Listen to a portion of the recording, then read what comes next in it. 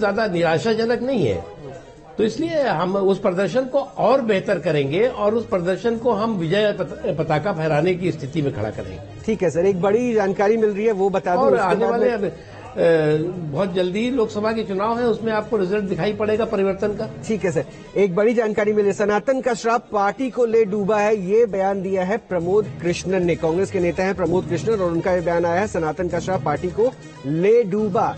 ये कांग्रेस की शिकस्त जो दिख रही है उसको लेते हुए एक बार योगेंद्र यादव पर रिएक्शन लेता हूं। योगेंद्र जी, जैसे मैंने सवाल पूछा था, हिंदू मुस्लिम कार्ड ये सब बहुत नहीं हुआ। देखिए एक बार सुन लीजिए पहले, उसके बाद में योगेंद्र जी आपका रिएक्शन होगा। कुछ दिनों से कांग्रेस में कुछ ऐसे नेता घुस आए थे और घुस आए हैं और उनका बड़ा प्रभुत्व है। कांग्रेस के सभी फैसलों में उनकी बड़ी महत्वपूर्ण भूमिका है और वो कुछ नेता कांग्रेस को महात्मा गांधी के रास्ते से हटाकर वामपंथ के रास्ते पे ले जाना चाहते हैं और ले जा रहे हैं। तो कांग्रेस पार्टी महात्मा गांधी के रास्ते पे चलकर यहां तक आई है। महात्मा गांधी जी की सभा की शुरुआत रघुपति राघव राजा राम पतित पावन सीताराम से होती थी। आज उस कांग्रेस को सनातन के विरोधी पार्टी के रूप में जाना जाने लगा है। ये दुर्भाग्य है। कांग्रेस पार्टी ने अगर ऐसे नेताओं को नहीं निकाला तो कांग्रेस पार्टी की हालत बहुत जल्दी AIMIM जैसी हो जाएगी। कांग्रेस पार्टी के नेतृत्व को इस पर गंभीरता से विचार करना चाहिए और कांग्रेस को महात्मा गांधी, पंडित नेहरू, इंदिरा गांधी, राजीव गांधी की कांग्रेस रहने दिया जाए।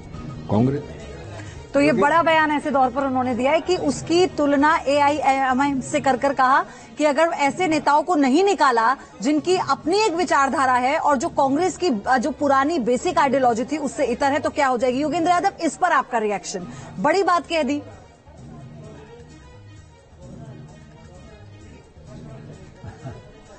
इस पे तो कोई कांग्रेस वाला ही रिएक्ट कर सकता है। मैं तो इतना ही कह सकता हूं कि बिल्कुल एक बात तो उनकी एकदम सही है। हाँ। कि कांग्रेस को महात्मा गांधी के रास्ते पर ही चलना चाहिए। खासतौर पे हिंदू मुस्लिम सवाल पे तो गांधी जी की जो गाइडलाइन है उस पे ही चलना चाहिए। उस पे वामपंथी विचारधारा तो बहुत ही अप्रासंगिक साबित हुई है, तो इसमें तो कोई शक नहीं है। मगर क्या वास्तव में कांग्रेस में ऐसा हो रहा है, ये कांग्रेस के भीतरी लोग शायद बेहतर बता पाएंगे। साधना भारती जुड़ गई है कांग्रेस से हमारे साथ। योगेंद्र जी, उनसे रिएक्शन लेके मुख्तार अब्बास नकवी जी फिर आपके पास में आने। से कोई ताल्लुक नहीं है। जी साधना भारती, क्या अब वो समय आ गया है कि आत्ममंथन की बात हर बार होती है लेकिन अब करना होगा, बड़े कदम उठाने होंगे पार्टी को?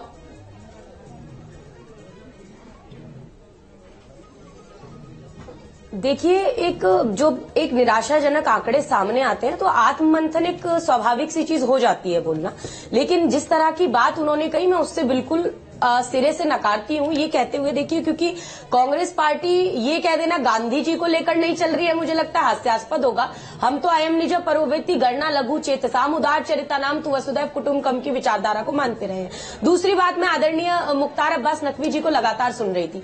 देखिए, ये कह देना कि मोहल्ले की पार्टी बन गई, मतलब इस तरह के हल्के शब्दों का प्रयोग करना। भाजपा भी कभी 2 सांसदों की पार्टी हुआ करती थी, लेकिन कांग्रेस पार्टी ने कभी सत्ता में अहंकार वश कभी ये नहीं कहा भाई तुम मोहल्ले के हो या तुम विपक्ष में अगर 2 सांसद लेकर बैठे हो तो तुम्हारी कोई पूछ परख नहीं होगी। विपक्ष अपनी जगह ताकतवर रहा है और एक जिम्मेदारी के साथ विपक्ष ने अपना